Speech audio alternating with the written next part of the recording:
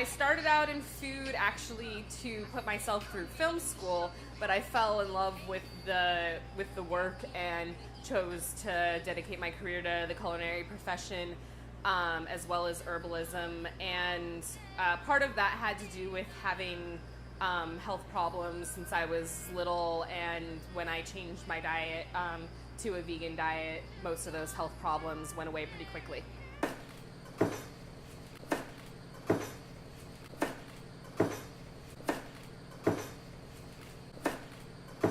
I had different kinds of hormonal imbalances when I was younger, and also had pretty severe depression and issues with body image and different issues with blood sugar and stuff like that. Like I was never diagnosed as being pre-diabetic, but I felt as though the symptoms matched what I was experiencing, and just was completely lactose intolerant as well. And so the first thing that I did was I cut out dairy out of my diet, and that changed things dramatically. I had really bad cystic acne that went away pretty much within a few days of not eating dairy.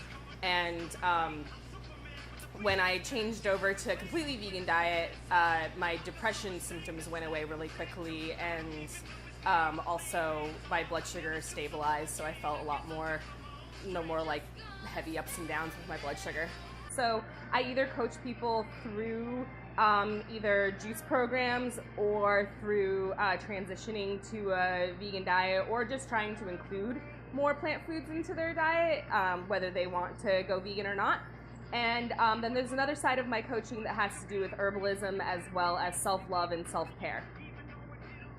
We wanted to start small, so that, you know, it's more sustainable to start small and then grow. But our long-term goal is we'd actually like to be a full-service cafe adjacent to or within a wellness center that would have things like massage, yoga, like coaching pretty much like all day, like client rooms,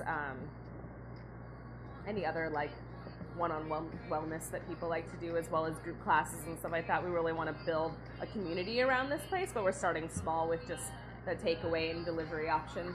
I think that there's a balance to be found. I think that there's a lot of like really beautiful like indigenous culture here, like people who are bringing different dietary patterns from all of the different countries, because Long Beach is so diverse. So like Cambodian population has their food that they bring, the Latino community has their food that they bring, and like that's a really beautiful thing. I think that it's would be really awesome to see plant foods get integrated into those traditional foods more, and to see people's health really thrive like on a like integration of like what we know about modern health and wellness and nutrition, as well as like the foods that people know and love.